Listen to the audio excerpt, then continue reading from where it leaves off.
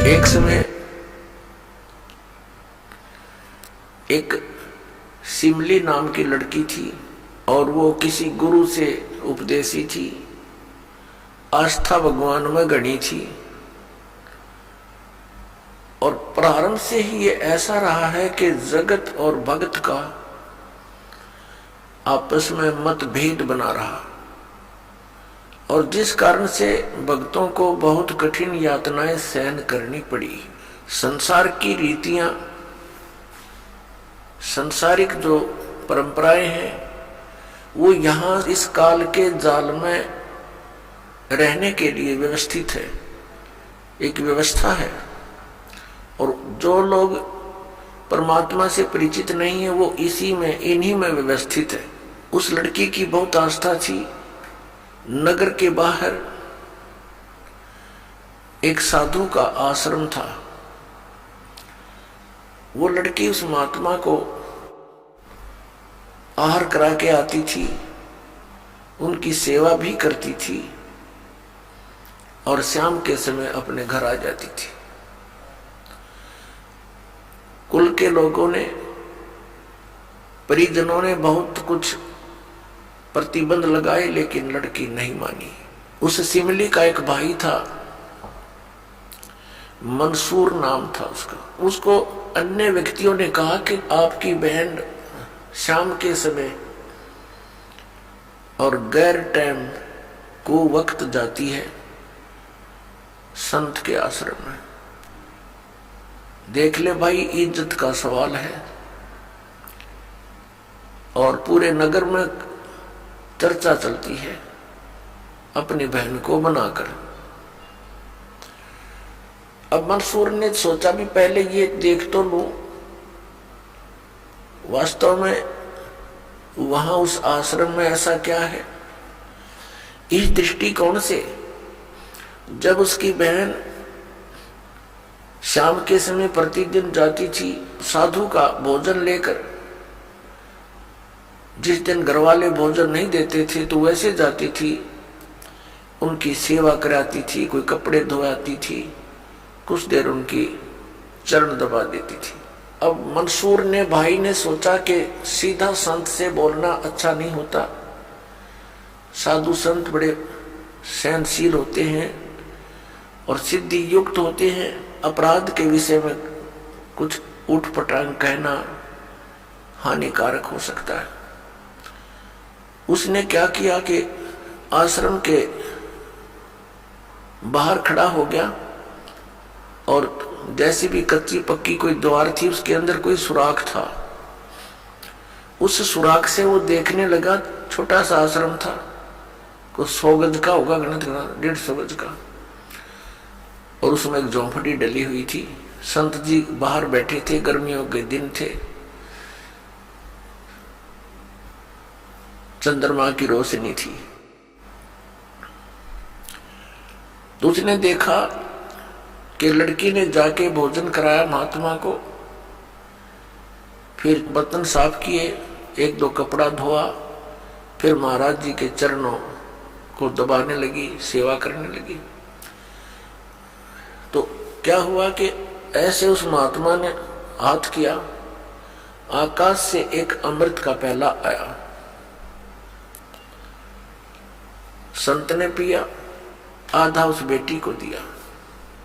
संत ने कहा कि बेटी, इसमें से थोड़ा सा, एक नालायक व्यक्ति खड़ा है, उसके भी मार दे एक छींट। इस सुराख के अंदर से जा और उसके भी लगा दे, थोड़ी सी कल्याण हो जा। एक नालायक व्यक्ति खड़ा है। अब उसने जाकर के, लड़की ने आदेश पालन करना था, सुराख में ऐसे कर दिया। उसने देखा कौन है, कैसे है, तो उसके भी जीभ पर वो थोड़ा सा अमृत की छींट लगी। एकदम उसके हृदय में एक विशेष प्रेरणा हुई कि मैं बहुत पापी हूं, मैं नीच हूं, और ऐसे पाक साफ महापुरुष के विषय में मेरे मन में दोष आया। रोता हुआ आश्रम के अंदर प्रवेश हुआ और कहा, महाराज मुझ पापी का भी उद्धार हो सकता है। मैंने आपके बारे में बहुत गलत सोचा। उस संत ने कहा, बेटा जब तक बोध नहीं होता, ज्ञान नहीं होता, तब तक प्राणी के ऐसे अपराध अक्षमा करने योग्य होते हैं।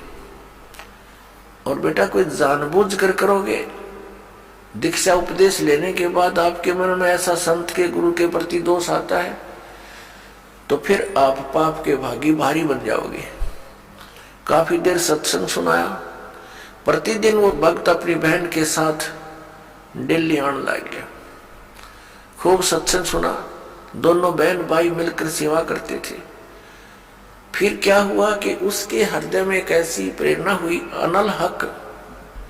उस संत ने उसको एक मंत्र दे दिया, अनल हक, कि इसका जाप किया कर। अपने आत्माओं पिछले पुण्यकर्मी प्राणी ही परमात्मा की खोज में लगते हैं। उनको ही इतना शीघ्र इन बातों का असर होता है, संत के वचनों का। तो महान पुण्यात्माओं में से एक था मंसूर, और संत की कृपा से उसके पिछले पुण्य शटाट हो जाते हैं, उदय हो जाते हैं, और वो प्रेरित होकर के वो भक्ति प्रारंभ कर देता है। जैसे एक फॉर एग्जाम्पल, जैसे कोई कटोरी में घी डाल रखा है, उसमें एक ज्योति भी रखी है, और वो ज्योति जला रखी थी, बुझ की, घी भी है उसके अंदर, बनी बनाई बाती भी उपलब्ध है। एक सीख लगाने की आवश्यकता है, वो जग जाएगी। तो जितने भी पुण्यकर्मी प्राणी हैं, जो भी साधु संत महापुरुषों के प्रवचन सुनते हैं, किसी भी संत के, चाहे उसने भक्ति मार्ग का कति ज्ञान नहीं, लेकिन भगवान की महिमा तो वो भी सुना ही देते हैं। तो उससे क्या होता है कि वह ज्योत जग जाती है। अब वह ज्योत तक जगगी जब तक पूर्व जन्म का उसके अंदर घी है, यानी पुण्य है, तो वो जगेगी, प्रेरणा बनी रहेगी भगवान के पाने की। यदि आगे उसमें विधि घी उसके पास नहीं है डालने के लिए, तो वो ज्योति भी जल जाएगी और घी भी समाप्त हो जाएगा, और सारा कटोरा व कटोरी काली हो जाएगी। तो पुण्यात्माओं, उस अनल हक मंत्र के गुरु जी ने दे दिया जो मंत्र देना था सो। अनल हक का अर्थ होता है अहम ब्रह्मास्मि, मैं ही ब्रह्म हूं, मैं ही परमात्मा हूं। अनल हक, हालांकि ये कोई मंत्र वंत्र नहीं था, लेकिन उस मंसूर के अंदर वो पूर्व जन्म का घी और ज्योति रह रही थी, वह जगेगी। अब उस मंत्र से भविष्य में तो कोई लाभ उसको होना नहीं था, क्योंकि वो चार्जर ठीक नहीं था। पूर्व जन्म की बैटरी से उसमें इतना प्रभाव था, इतने पुण्यों से, कि उसने अनल हक कहना शुरू कर दिया कि मैं ही परमात्मा हूं। अब भोली आत्माओं, पुण्यात्माओं को जैसा भी गुरु ज्ञान देता है वो तो दृढ़ होते हैं। गुरु जी ने 2 दूना 6 कह दिया तो वो 6 ही बोलते रहेंगे। घर वाला कहेगा, कोई उसको बताना चाहेगा, वो नहीं मानेगा, कहता नहीं मेरे गुरु जी ने ऐसे ही बोला। तो अबोध बच्चे ऐसे ही होते। इस बात का ज्ञान पूरे मुसलमान धर्म में हुआ, क्योंकि वो मुसलमान धर्म से संबंधित था, और मुसलमान धर्म ये मानता है कि जीव ब्रह्म नहीं हो सकता। वैसे तो जीव ब्रह्म हो ही नहीं सकता, ये तो अंडरस्टूड है। जीव तो ब्रह्म है ही नहीं, ब्रह्म अलग है, जीव अलग है। ब्रह्म मीन भगवान, जो जीव का भी उत्पत्ति करता है। लेकिन मुसलमान धर्म ये मानते हैं कि पृथ्वी पर परमात्मा नहीं आ सकता। वह तो 7वें आसमान में रहता है, 7वें स्वर्ग में। और कोई ये कहता है कि पृथ्वी पर परमात्मा है, वो दंड का अधिकारी है, वो भ्रमित कर रहा है, मुसलमान धर्म के विधान को बिगाड़ रहा है। इस कारण से मंसूर को बहुत बार समझाया, राजा तक बात गई, बहुत कुछ कहा लेकिन नहीं माना, अनल हक करता रहा। उसको कहा कि तू ऐसा मत बोल।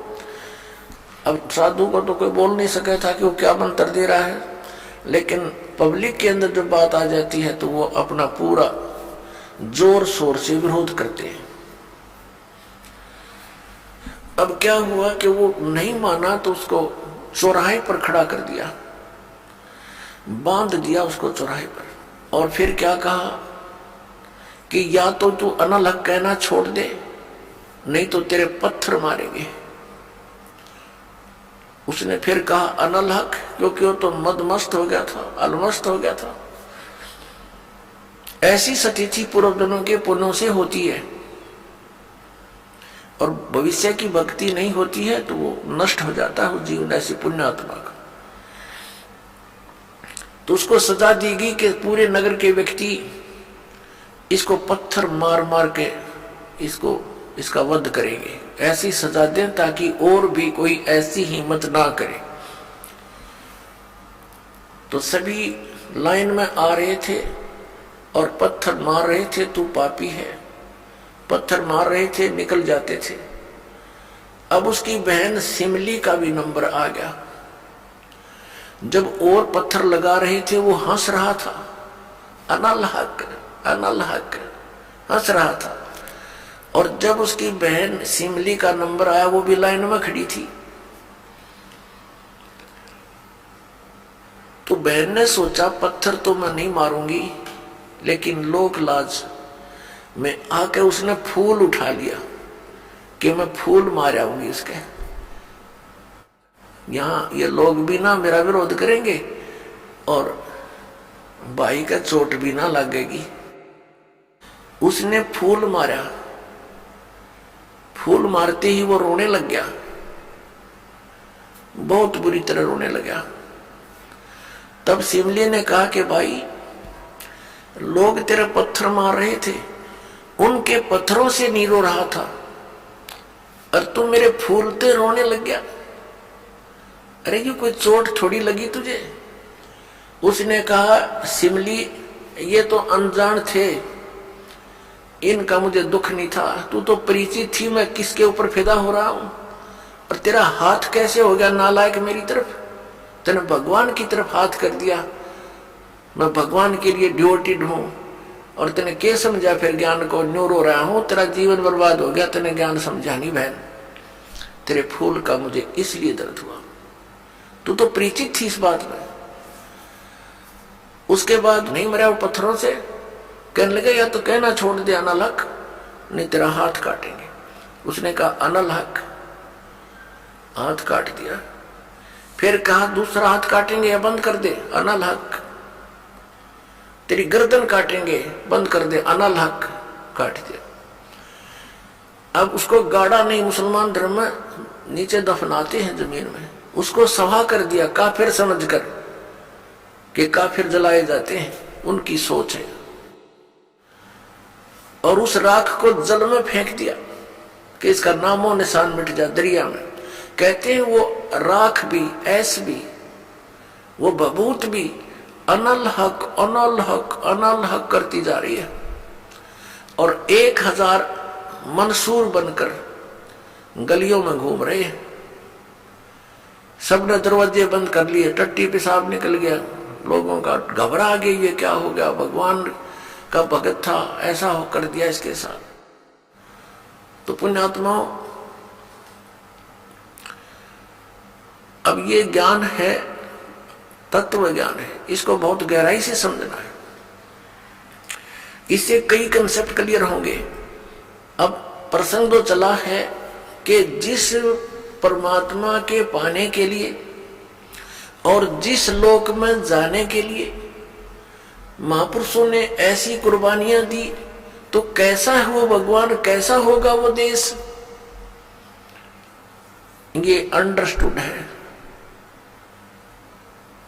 दूसरी बात ये है इसके अंदर कि कोई ये सोचे कि अनल हक मंत्र से उसमें यह शक्ति आ गई थी, नहीं। उस अनल हक मंत्र के जाप करने वाला पूरा गांव था, नगर था, आसपास के और भी बहुत लोग थे जो वैसे उपदेशी थे, आसपास के बहुत से उनके शिष्य थे।